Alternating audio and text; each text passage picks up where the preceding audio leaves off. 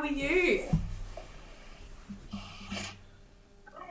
I'm good. How are you? I'm good. It's a little bit laggy. I was cutting out before, but we should be fine, I think. Is that okay? Sometimes it takes a minute to Settle? sort itself out. Yeah. Yeah, you're good. You're good now. Better? Yeah. Beautiful. Amazing. All right. I think we'll get straight into it because people are starting to join and we won't drag this out unnecessarily. Yeah, easy. Let's do it. Yeah, so hello everyone. Thank you for joining us tonight. We are going to be talking about all things stress, the nervous system, breath work, and women's health. And I guess we'll introduce ourselves. So Amy, do you want to go first? Yeah, sure. So my name's Amy. I am a breathwork coach and a lifestyle coach as well. So I like to combine the two. I do a lot of lifestyle coaching through my personal brand, and then I do a lot of breathwork stuff through my business, which is Flow State Breathwork, and then they tend to merge more often than not, which is amazing. And I've been in this space now for 3 years, in the breathwork space, but in lifestyle and personal development for close to 8. Wow, I did not know that. It's been a long time. You've been around the block a few times. Yeah. Yeah. Cool. What got you into it 8 years ago? Business.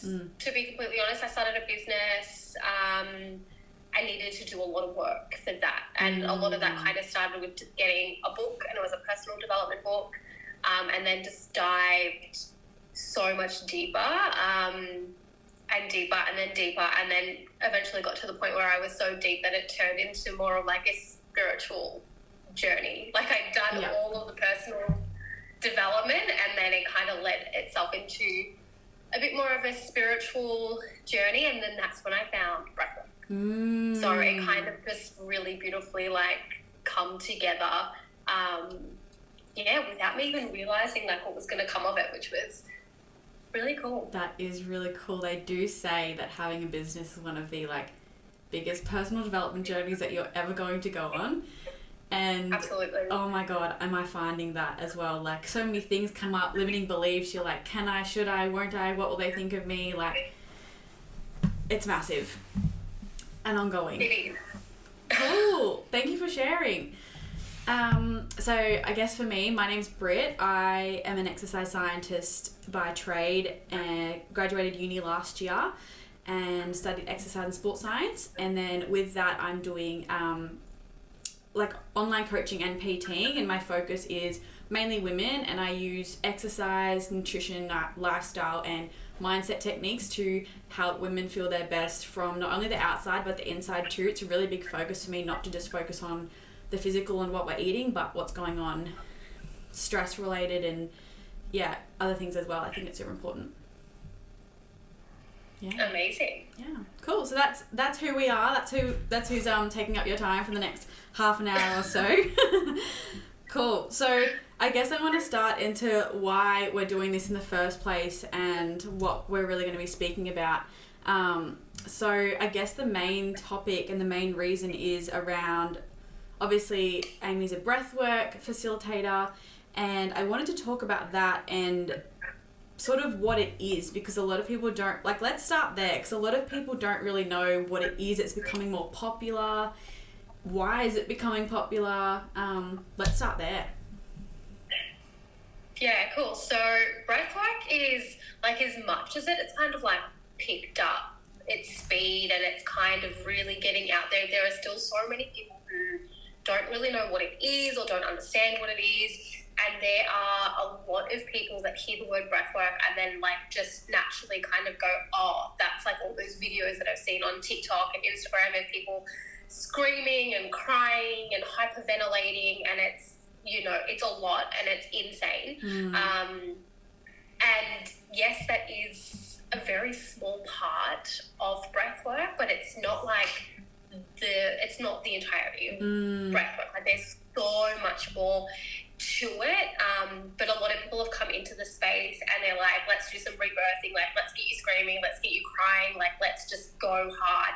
And it's just like, that's not breath work. There's a very small part of it that, like, you know, is that, but for the most part, you know, breath work is your life force. And it can start from just, you know, you and I sitting here now. Like, the way that we breathe is important, and a lot of people don't realize that, like, you know, I think it's like 85% of the population breathe in a dysfunctional way. Yeah. And they're not even aware that they're doing that, because most people are like, I've been breathing my entire life, I know what I'm doing. Let's go there, because I want to make this as really, like, relatable as possible. I don't really want to go down the route of transformation and breakthrough, and, like, while that's fantastic, and I think we've both done that style of breath work before, I want to go down the route of what can the everyday person just take away from this conversation, and what are some common mistakes that people are making with their breathing day to day? So I guess the main one is people breathing through their mouth. So anybody that breathing through their mouth is essentially a dysfunctional breather. We should be only ever breathing through our nose. Our mouths are there to eat, not breathe. We should be breathing through our nose. The only exception is, you know, like high performance, like Olympic athletes, like when they're really, really pushing for that, like, you know, that last push to the finish line, they can switch over and utilize their mouth breathing. But for everyday life, we should be breathing in and out of our nose. And most of us aren't. I wasn't. I was a mouth breather, well, like, before I started, like, coming into this space, and I had no idea. The term, sorry, but the term mouth breather is just so funny to me. It sounds awful too, doesn't it? Like, yeah. But so, like, the main, like, if you are unaware, like, just pay attention to how you're breathing, just, you know, while you're driving or while you're cooking or while you're sitting on the couch. And if you are breathing in and out of your mouth, then, like, that's where we need to start. What's the long-term effects of that? It's just bad for, like, literally everything. Like, it can change the entire structure of your jaw. So you might find that if you've been breathing through your mouth your entire life and you switch over and start breathing through your nose, in 6 to 12 months, your jaw is actually going to look different. Like, it's actually going to, like, change the structure of your face. Yeah. Not only that, when we breathe through our nose, the air that we breathe in goes through filters before it actually hits our body. When you're breathing in through your mouth, it's just all going in and getting dumped. Yeah. So it's not going through that, like, filtration process like it should be. And when you're breathing through your mouth, you're essentially hyperventilating. Causing stress. When you go through all of, like, the breakthrough breath work, like, they're doing a lot of mouth breathing. And obviously that's a lot quicker and a lot faster.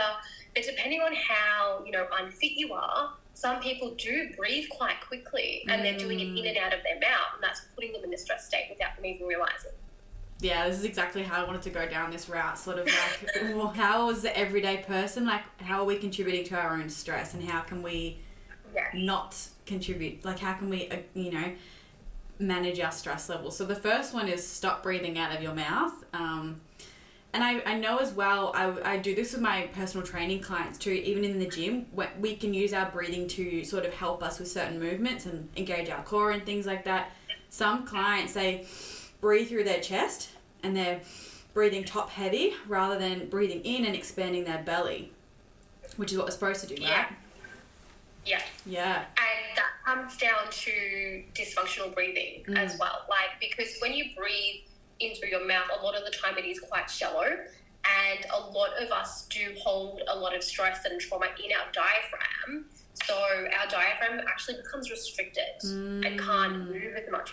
Why so many people just breathe into their chest, and it's short and it's shallow, and it's not like, you know, those nice, deep, beautiful belly breaths that we should be taking.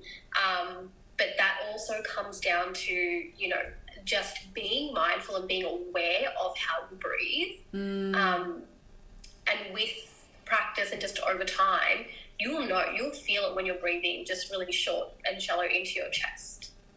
Yeah. And then if you kind of take the time to just sit just for a couple of seconds, like it doesn't take long to actually take just a nice couple of deep, slow belly breaths, you'll feel the difference in your body, you'll feel the difference in your breath. Like it's incredible how you can just kind of flip the switch within seconds. I agree. Like I can feel myself right now, like breathing in through my belly, expanding and then coming back in. But I think a while ago, definitely probably wouldn't have been the case too. I can be by nature quite an anxious person as well. And I reckon probably years ago, it definitely would have been more like up and down breathing rather than in and out. And it's, massive. Yeah, and you can, and obviously like this is what I do. This is what I'm trained in. So I'll be, at the farmer's market and I can literally hear the person behind me breathing. And it takes every bit of me to not turn around and be like, let's take a slow breath. You're like, shut up, Amy. Stop breathing through your mouth. We're going to just take, because people don't realise. And, when you start paying more attention, you'll be like, oh, my God, I can hear you breathing. You shouldn't be able to hear the person next to you breathing just throughout the day. Your breath should be so slow and gentle and soft that, the nose in your little noses in your head, little hairs in your nose shouldn't be moving. Yeah. Do you know what I mean? You shouldn't be able to hear the person next to you or the person behind you breathing. Day to day. So interesting. I actually didn't even think about that as a topic of conversation for this, but I'm so glad it went there because I forgot that was just honestly the first place that we should start and the most simplest change really. Yeah, and it's so easy to do. A lot of people, this will probably take us down a slightly different path, but mouth taping, a lot of people are like, I'm going to mouth tape when I sleep. People could be mouth taping during the day. Yeah. To help them breathe. So, if you're going for a long drive, tape your mouth. If you know that you're a mouth breather and you need help kind of unlearning and then, rewiring, just tape your mouth while you're driving or while you're cooking dinner or while you're reading a book or while you're watching TV. It's not just to be utilised while you're sleeping because that will help you because unconsciously you're going to just naturally start breathing through your mouth again if that's what you've been doing for the last 20, 30 years. I think that's a big thing too. With a lot of stuff like this or getting into a breathwork actual practice or meditation practice, it's a practice, so you have to get good at it and it has to become a new automatic thing for you. What you've done in the past isn't automatic, therefore it's not going to be a habit, and we have to literally train our body to do this we would train anything in the gym or train a dog to sit or something like that. Absolutely. And it's amazing how you'll be once you become aware of your breath, you'll become more aware of how you're feeling and what's actually going on internally, because you'll notice that if you become a little bit anxious or a little bit stressed or something has just happened, you've received a phone call that you didn't want to hear or you've seen something or just whatever it is, your breathing will change. Your breathing is the first thing to shift. So all of a sudden, you will be breathing a lot quicker. Yeah. Your breath will be a lot more shallow and a lot sharper because that's your body's natural reaction. And then it's how you then override that. That determines what happens next. That determines whether you're actually going to panic and freak out and react in a more negative kind of way, or if you kind of just go, okay, not feeling great, I'm just going to sit with this for a minute, I'm going to slow my breath down before I react to anything. Your reaction will be a lot different. It'll be a lot calmer, it'll be a lot more level-headed, and you will feel a lot better for it.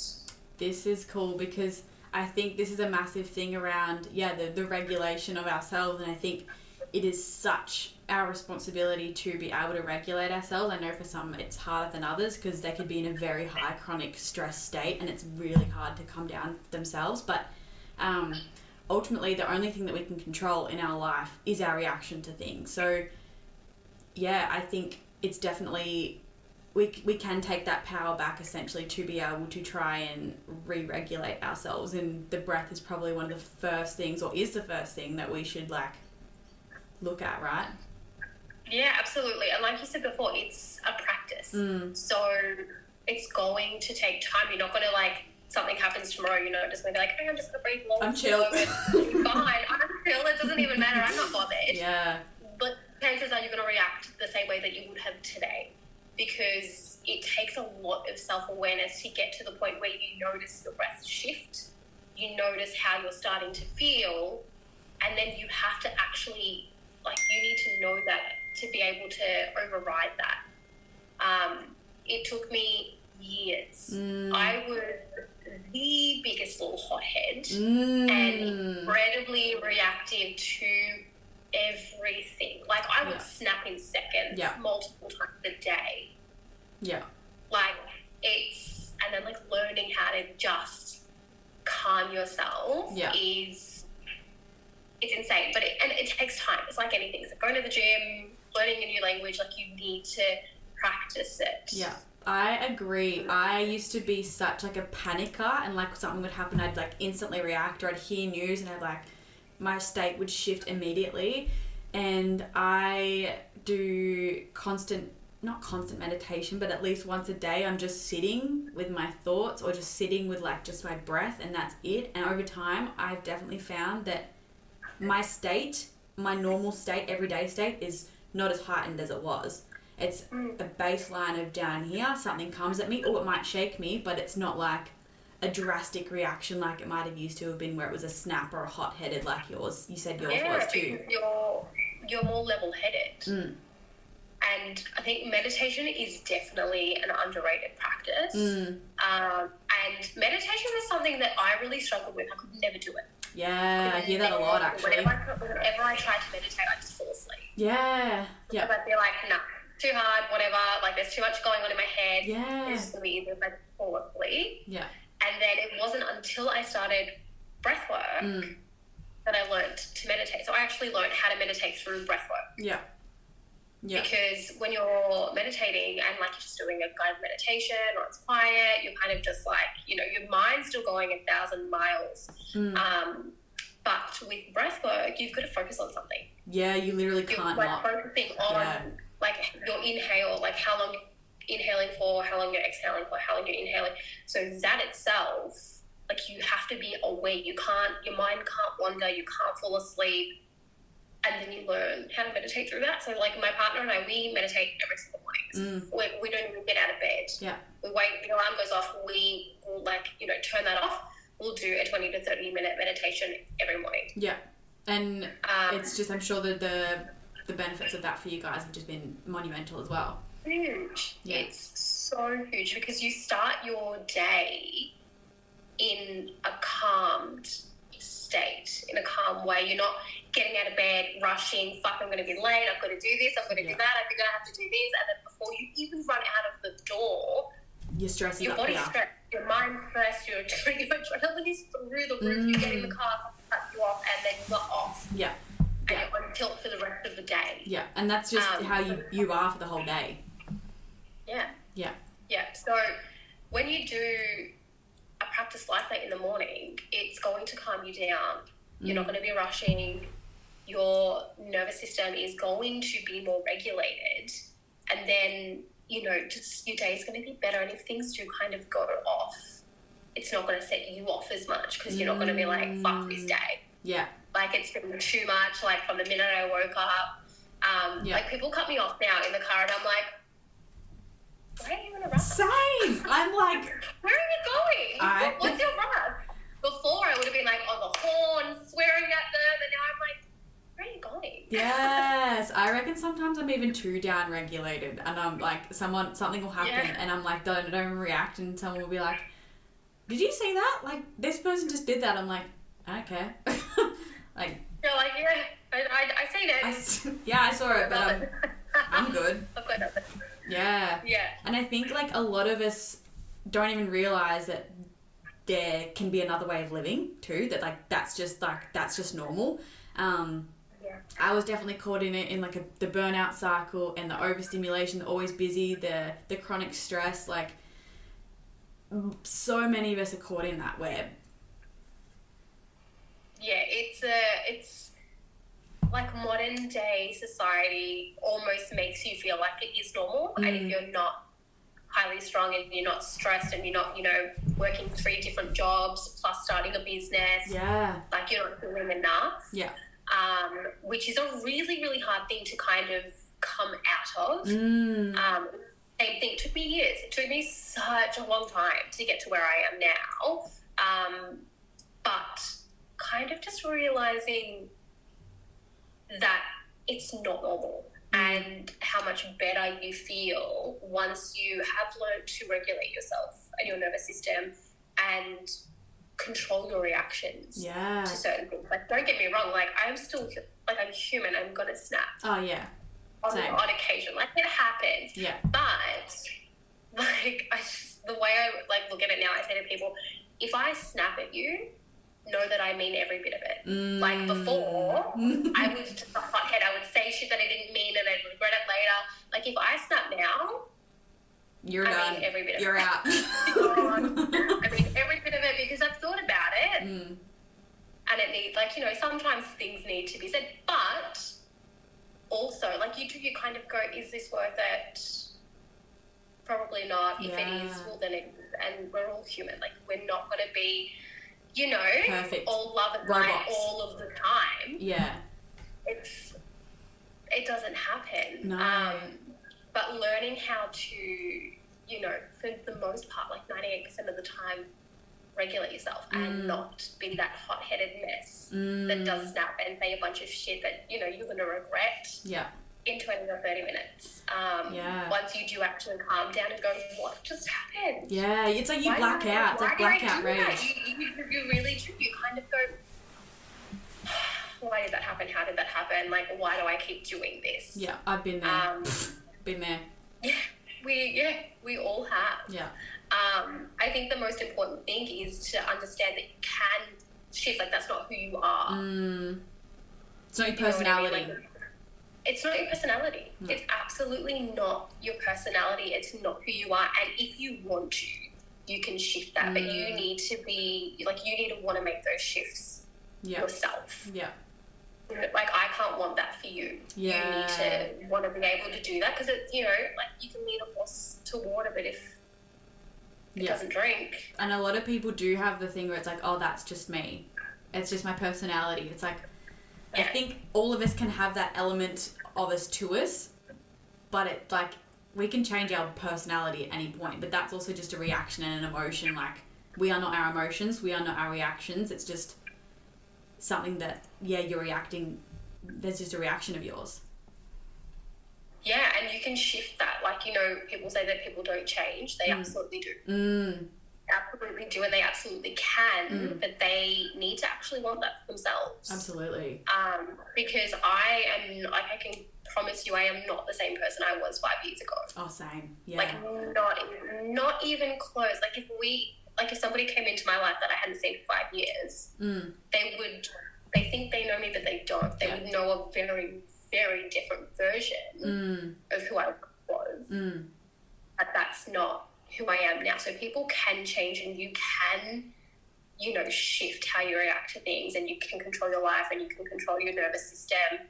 But you need to be doing all of the things. Like, breathwork is an incredible tool, but if you're highly strong and you're like, okay, I'm going to take some slow breaths, but then you go and have 4 coffees today. And have a lot of things on your plate. Yeah. And, like, you're overstimulated and you're at a job that you hate, or you have to do something that you don't want to do.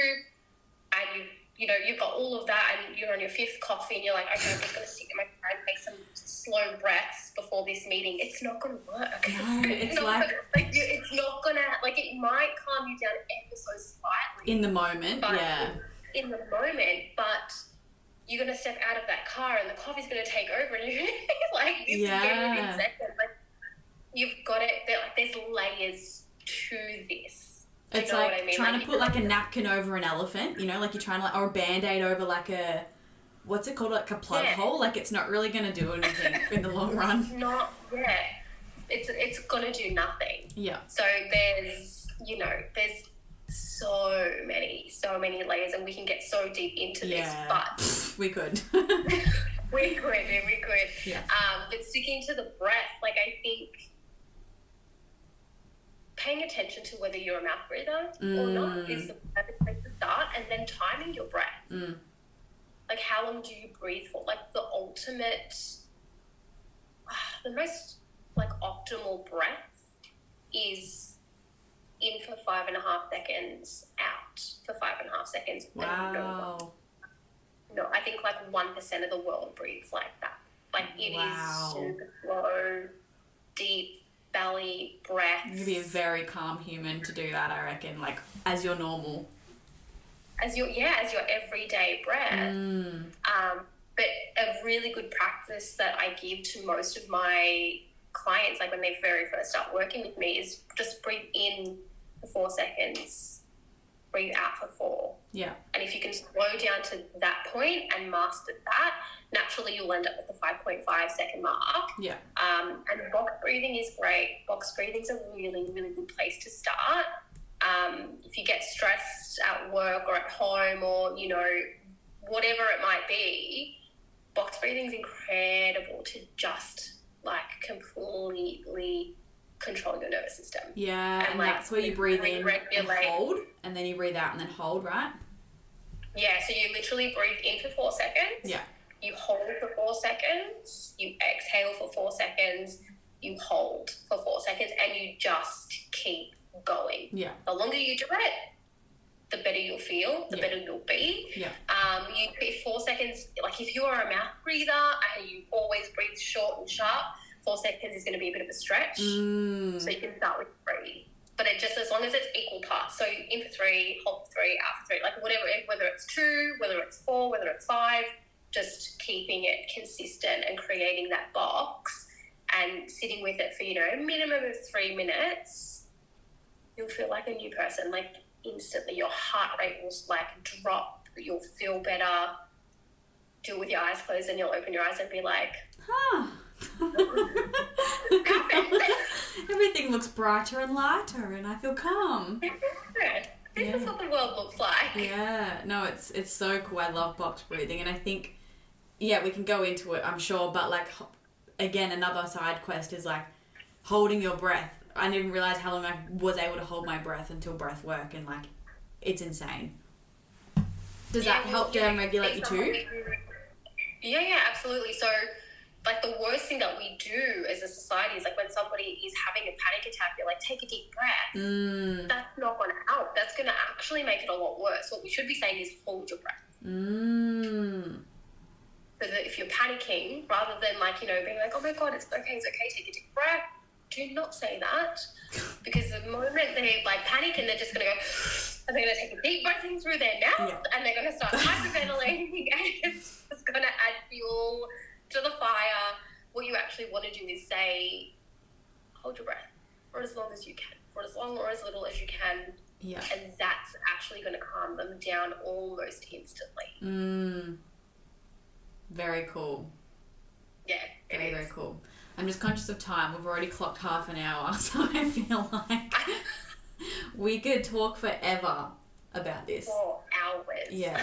We didn't even really scratch the surface of the women's health stuff, which is fine. But I think, like, long story short in that I wanted to say is that women's hormones and stress levels are very susceptible. I mean, more susceptible to stress, I would say, as well. So it's even more important. Not even more important, but especially as a woman, I'd say especially in the second half of your cycle, to be doing things that down-regulate your stress, because it's very common for women around this time to feel more anxious, more stressed out, you know, really scattered, really all over the place, and it's got to do with different hormone levels. And I mean, if I go into it quickly, we could touch on the main dominant hormone around this time, ideally, is progesterone. But for a lot of women, it's actually not, because they are so either stressed out or just other factors are causing a dysregulation in hormones. And estrogen actually becomes a dominant hormone in the second half of the cycle. And yeah, it leads to a range of symptoms like, you know, really bad PMS symptoms, anxiety, what else? Like irregular periods, migraines are a very common one, cyclical migraines. I used to get really cyclical headaches without a doubt every period. And it's typically probably because of an imbalance of hormones. And where estrogen is more than progesterone, but we want progesterone to be more than estrogen around this time.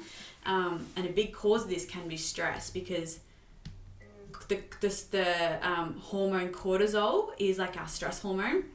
And to make more cortisol, we actually need progesterone to make cortisol. So the cortisol almost like eats away at the progesterone and lowers the amount of progesterone until we have that estrogen dominance. So really, really important around the second half of your cycle, ladies. Like, whether you're on birth control or not, like, I think especially just like starting to notice when you're feeling stressed out, there's nothing wrong with you. It's just your body's way of communicating to you that, hey, something's wrong, like, let's fix that. Yeah, it's so important. And before I kind of stepped into this work, my periods were horrific. Like the week before, during, and it wasn't until I read an article somewhere about breathwork and the menstrual cycle, and I was like, oh my God, I can control this. And just implementing breath work, like, I still get crampy here and there, but nothing like it used to be. I've gotten my period countless times during breathwork sessions too, and that's just my body probably surrendering and finally relaxing and being like, oh, I'm safe, like, I'm good. Whereas a lot of periods get delayed and ovulation gets delayed, and people have missing periods because their body's in a chronic state of stress, whether it's like over-exercising, overeating, just chronic stress in general. Like, it can make your period really irregular and late or whatever. And yeah, I've literally been like lying in a breathwork session and feel my stomach go funny. I'm like, oh, think I know what that is. There she is. There she is. She's late, but she's here. Yeah, it's incredible how, like, our body holds stress and what it actually does to us. And yeah, it's another thing that I don't think is spoken about enough. No. It's like, definitely a lot of it's held, like you said, in the diaphragm, but like even in the womb, like the hips, like it's all that area down there where a lot of stress, particularly as women, of course, is being held. And yeah, it's just wild. Yeah, I do a lot of like energy healing, so Reiki, throughout a lot of one-on-one breathwork sessions, and with most women, like that's where I'm drawn to. Like, that's what needs attention, most healing. Yeah, it's crazy. Cool. I reckon we'll try and wrap up here. It's been 35 minutes, but we could talk for ages. Cool. So yeah, Amy's joining me in my 8-week program, Radiance, for week 3. So you're gonna run a self-love style. It's like low kind of tier breath work, but more of a meditation style breath work, right? Yeah, so it'll be more meditation based, and just utilizing, a style of breath work that's going to just help you regulate your nervous system. So really light, really slow, just, those nice, big, beautiful, deep, low belly breaths. It'll all be nasal. There will be no hyperventilating. So it'll be a really beautiful, soft, safe calming space to just sit, breathe, and dive into a really beautiful meditation. Beautiful. How else can people work with you? I am actually launching a program in 2 or 3 weeks. I have launched it. Yeah. It is launched. Starting in 3 weeks. We're starting in 3 weeks. Yeah. It's just lifestyle coaching. Yeah. So a big part of it is breath work, but we cover a lot of things: movement, nutrition, mindset, relationships, boundaries, like all of the lifestyle type stuff. But more so, like, breath work is where it's at for me. That coaching program only is open to 6 people. But all of the other stuff, I do one-on-one breath work, flow state, we do a lot of classes, ice bath, sound healing, all different styles of breath. So I don't know, follow flow state, and then I post everything there. Amazing. That's how we first met. I first met you at an ice bath event with Cold and Conscious. So yeah, on the beach. Yeah. And are you still doing beach sessions? We've just started them back up. So we did our first one last Saturday down in Williamstown. So we'll be doing that once or twice a month. Haven't exactly decided on date